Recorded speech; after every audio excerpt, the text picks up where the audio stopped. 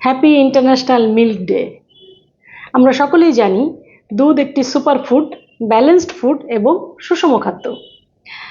আর 2001 সাল থেকে ফাও জুন মাসের 1 তারিখ ইন্টারন্যাশনাল মিল্ক ডে পালন করে আসছে।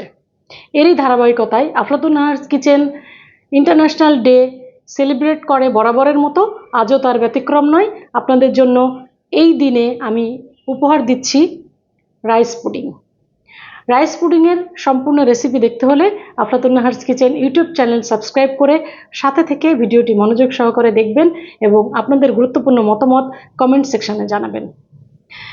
প্রত্যেকটি স্তন্যপায়ী প্রাণী জন্মগ্রহণ করার পর থেকেই মাতৃদুগ্ধ পান করে থাকে। এটি পৃথিবীর অন্যতম পবিত্রতম মুহূর্ত। এখান থেকে শুরু হয় বন্ধন।